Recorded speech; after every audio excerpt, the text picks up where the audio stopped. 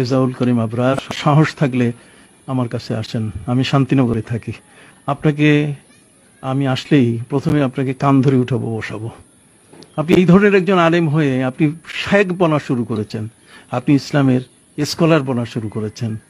আমি কি আপনাকে এ কথা বলতে পারি না? আপনি আমার সম্পর্কে আপনি এই দু ধরনের পোস্ট আপনি দিলেন, অথচ একবারও আপনি কিন্তু আমাদের কাউকে জিজ্ঞেস করেছেন? আসুন, আপনি সাহস থাকলে আমার সামনে আসুন, দেখি কওমি অঙ্গনের কত বড় আলেম আপনি, আপনার যোগ্যতা বা কতটুকু। আমি শুনেছি আপনাকে নিয়ে অনেকেই বাজে মন্তব্য করে। আপনি একজন চ্যাংরা মানুষ, একটা ছোট বয়সের মানুষ।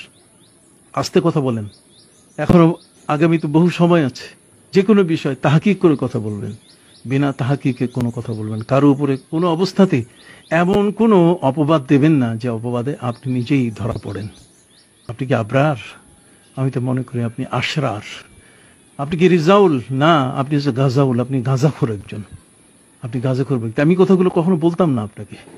আমি কখনোই আমার মুখে এই সমস্ত কথাবার্তা আমার এই বয়স অনুযায়ী শোভা পায় না। কিন্তু আপনার মতো এই ধরনের বেয়াদবকে সোজা করার জন্য এই ধরনের শব্দ প্রয়োগ করা এখন অত্যন্ত জরুরি হলো। না হলে আমি কখনোই এ ধরনের শব্দ ব্যবহার করতাম না।